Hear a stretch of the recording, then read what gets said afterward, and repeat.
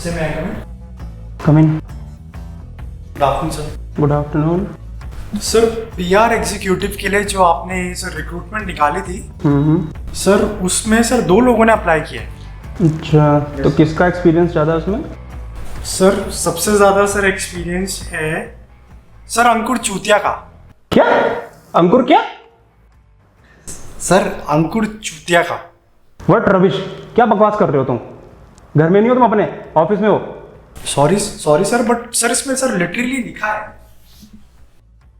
अरे फेंको इसे डस्टबिन में। Okay sir.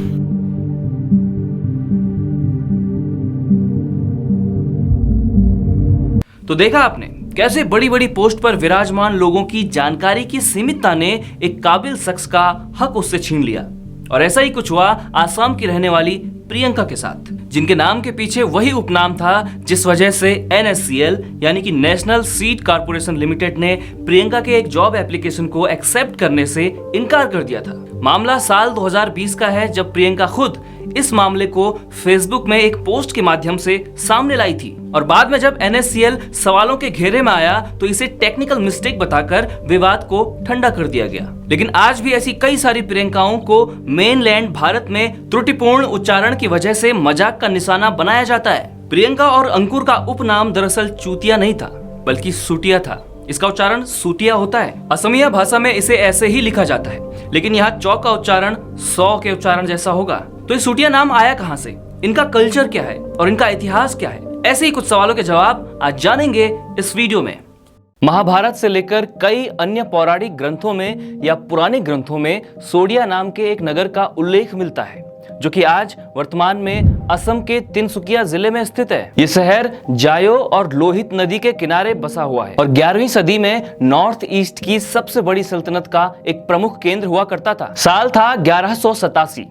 इस सल्तनत की स्थापना करने वाले राजा का नाम था बीरपाल और राजा बीरपाल आसाम की सुटिया जनजाति से थे। ये जनजाति प्रागैतिहासिक यानी कि प्रीहिस्टोरिक बोडो कोसारी मूल की आदिम जनजाति थी। और क्योंकि ये सूटिया जनजाति से थे, इसलिए इस राज्य को भी सूटिया राज्य कहा जाने लगा। और इनका जो साम्राज्य था वो ब्रह्मपुत्र नदी के उत्तरी हिस्से से लेकर दक्षिण में दिसांग नदी तक एक काफी विशाल एरिया में फैला हुआ था। सूटिया जनजाति के लोग वर्तमान में लखीमपुर, धेमाजी, जोरहाट, गोलाघाट, तिनसुकिया, डिब्रूगढ़ और शिवसागर जिले में रहते हैं। राजा बीरपाल के बाद 15 और राजा आए, लेकिन दस्तावेजों के अभाव में बाकी राजाओं के बारे में ज्यादा जानकारी प्राप्त नहीं हो सकी। इस रियासत के अंतिम राजा थे नीतिपाल, जो कि किसी राजघराने से नहीं थे, बल्कि एक आम सूटिया परिवार के लड़के थे। और उनके कम अनुभवी होने का फायदा उठाते हुए एक महाप्रतापी राजा अहोम राजा ने अपनी विशाल सेना के साथ सूटिया राज्य पर हमला बोल दिया। और अपने राज्य पर हुए इस हमले का बदला लेने के लिए नीतिपाल ने भी उन पर हमला किया,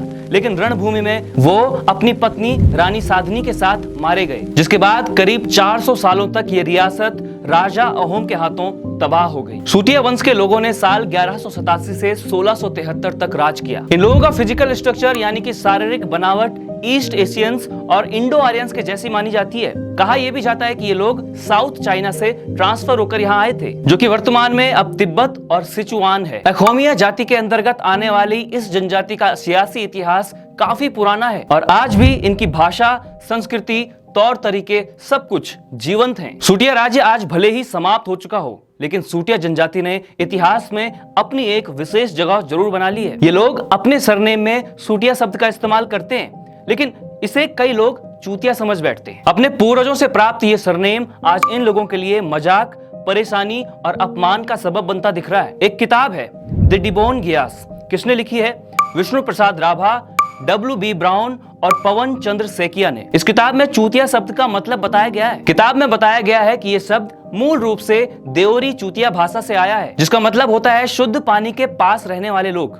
चू यानी शुद्ध, ती यानी पानी और या यानी के करीब रहने वाले लोग, मतलब शुद्ध पानी के पास में रहने वाले लोग। सूटिया जनजाति को भारत सरकार ने ओबीसी कैटेगरी में रखा है। इस समुदाय के कुछ लोग असम के ऊपरी हिस्सों में रहते हैं, तो वहीं कुछ लोग असम के निचले इलाकों में। असम के निचले इलाकों में मेनली बराक घाटी आती है और असम की ये बराक घाटी चाय की खेती के लिए काफी प्रसिद्ध है। सूटिया जनजाति ही पूर्वोत्तर भारत की वो पहली जनजाति थी जिसने हिंदू धर्म की दीक्षा ली थी। आसाम में बिहू उत्सव की शुरुआत इसी राज्य में हुई थी। आसामीज लिपि का उपयोग इसी राज्य में पहली बार हुआ था। जंग में तोपों का इस्तेमाल करने वाली पहली रियासत थी सूटिया। नॉर्थ ईस्ट रीजन में ईंटों से घर बनाने की शुरुआत भी सबसे पहले सूटिया जनजाति के लोगों ने ही की थी। आसाम के प्रसिद्ध मुगा सिल्क का प्रचलन भी इसी राज्य में पहली बार हुआ था, जो कि आज अमेरिका, यूरोप और पश्चिम एशिया के लोगों को खूब भा रहा है। हमें उम्मीद है कि इस वीडियो के माध्यम से सूटिया जनजाति के बारे में आपके कई सारे फैक्ट्स क्लियर हुए होंगे और आपको कई सारी जानकारी